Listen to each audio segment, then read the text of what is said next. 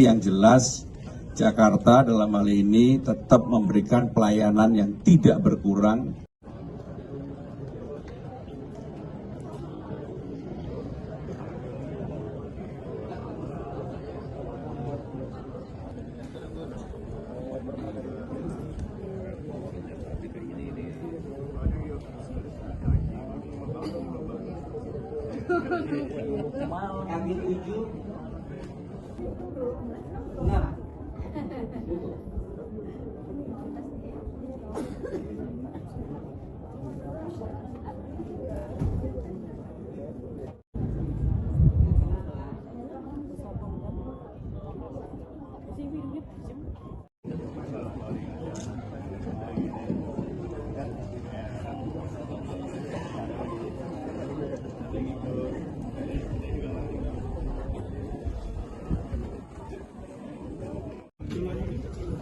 Pagi Pak Gubernur. Pagi.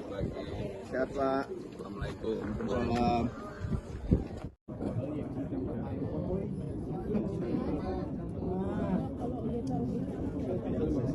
Nah, ini yang lagi berobat gimana, Bre? Kunjungan membantu puskesmas pada titik terbawah yang dimiliki oleh DKI Jakarta. Ini sebagai salah satu sampel. Dan saya terus terang surprise, kondisinya bersih, rapi, dan tadi hampir kepada semua klien yang datang, saya tanyain satu-satu apakah kemudian pelayanannya baik atau tidak. Hampir semuanya memberikan respon yang positif, apalagi ini kan di tengah perkampungan masyarakat yang pasti persoalan kesehatan itu menjadi kata kunci yang utama. Seperti yang sudah saya sampaikan sebelumnya, Jakarta sekarang ini mempunyai 31 rumah sakit RSUD, punya 44 puskesmas kecamatan, kurang lebih 292 yang puskesmas pembantu yang seperti ini. Jadi dalam hal yang berkaitan dengan kesehatan, maka Jakarta cukup mempunyai infrastruktur yang sangat baik. Dan dalam kesempatan ini saya juga tadi menanyakan kira-kira berapa yang di-cover puskesmas pembantu yang seperti ini. Kurang lebih adalah 35.450 jiwa yang ada di sini. Dan setiap hari kunjungannya kurang lebih 96, dan di tempat yang seperti ini juga menjadi ujung tombak dari pasukan putih yang dimiliki oleh pemerintah DKI Jakarta. Sehingga dengan demikian, teman-teman sekalian, Jakarta bersyukur termasuk yang seperti ini juga memiliki 13 posyandu, bahwa hal yang menyangkut kesehatan yang paling basic, paling elementer yang dibutuhkan masyarakat itu dapat terpenuhi dengan baik. Dan dalam kesempatan ini saya juga ingin menjelaskan hal berkaitan dengan PBIJK. Seperti kita ketahui bersama dengan keputusan Menteri Sosial per 1 Februari 2026, kalau di Jakarta dihitung berapa yang kemudian perlu direaktivasi atau sudah atau belum, kurang lebih 270.000 peserta yang terdampak. Saya sudah menyampaikan kepada Ibu Kepala Dinas dan kepada jajaran kesehatan yang ada di Jakarta, apakah reaktivasi ini berjalan baik atau tidak, tetapi pemerintah Jakarta tetap harus hadir untuk kemudian mengatasi, menanggulangi.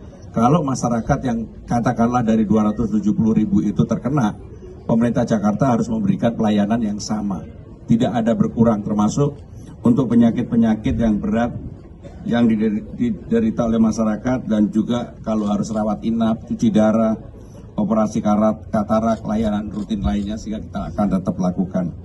Dan sekali lagi, kami menunggu mutakhir datanya dari Kemenko BMK, Kementerian Sosial, tetapi yang jelas Jakarta dalam hal ini tetap memberikan pelayanan yang tidak berkurang bagi masyarakat yang harus diaktifasi kembali. Itu yang ingin kami sampaikan.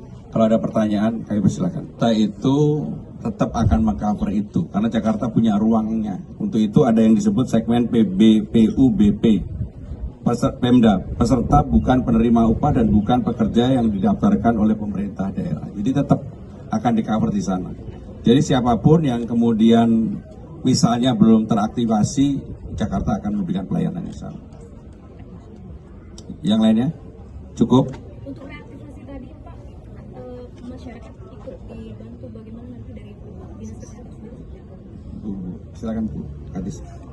Izin Pak Gubernur menambahkan bahwa untuk masyarakat yang memang membutuhkan layanan-layanan yang darurat segera atau layanan-layanan yang tidak bisa berhenti seperti cuci darah atau harus dirawat segala macam, maka ketika dinonaktifkan PBIJK-nya kita akan alih segmenkan ke PD Pemda untuk ikut segmen yang dibayarkan oleh Pemda.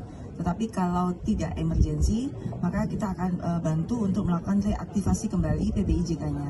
Tentu nanti sesuai prosedur akan melalui dinas sosial, dilakukan ground checking terlebih dahulu. Kalau tetap masuk di desil 1 sampai 5, maka akan direaktivasi kembali seperti itu. Baik, nggak ada lagi?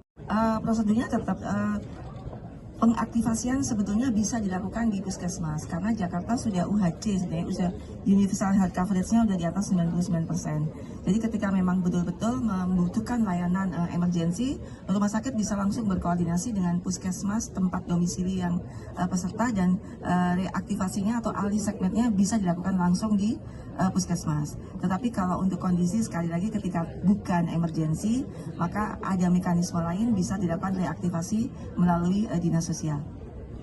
Jakarta, hal yang berkaitan dengan P3K maupun PJLP tetap dilakukan sesuai dengan kebutuhan. Jadi bukan kemudian yang tidak dibutuhkan, sesuai dengan kebutuhan seperti saat ini ketika terjadi hujan terus-menerus, jalan-jalan berlubang, kami sudah memutuskan untuk menambah PJLP Bina Marga. Baik, kalau tidak ada lagi, prinsipnya pemerintah Jakarta mensupport, mendukung apapun yang menjadi keputusan Bapak Presiden. Tetapi dalam mendukung itu tentunya semua tahapan yang perlu dilalui harus dilalui. Termasuk seperti kita ketahui bersama bahwa bekas kedubes Inggris itu memang sejak tahun 2016 masuk sebagai cagar budaya. Dan untuk itu ya nanti harus diselesaikan. Dan akan duduk bareng pemerintah pusat dengan pemerintah DKI Jakarta dan juga instansi terkait. Baik. Pak soal kemarin ada 3 siswa. Siapapun yang melakukan tindakan itu sudah tindakan kekerasan, saya minta untuk diambil tindakan tegas. Gak ada kompromi untuk itu. Pak Gub, soal fenomena manusia gerobak biasanya di bulan Ramadan, Pak Gub, mungkin nanti akan ada penertiban atau seperti apa, Pak? Ya, Jakarta sekali lagi tentunya kami menginginkan bahwa Jakarta aman, nyaman, masyarakatnya bahagia, dan kemudian juga kalau memang ada pendatang yang seperti itu ya pasti kami tertibkan untuk kebersihan bersama Jakarta. Terima kasih. Wassalamualaikum warahmatullahi wabarakatuh. Stay updated. Info terkini masih banyak. Jangan lupa subscribe, like, dan share YouTube official OKZone. Dan selengkapnya ada di okezone.com.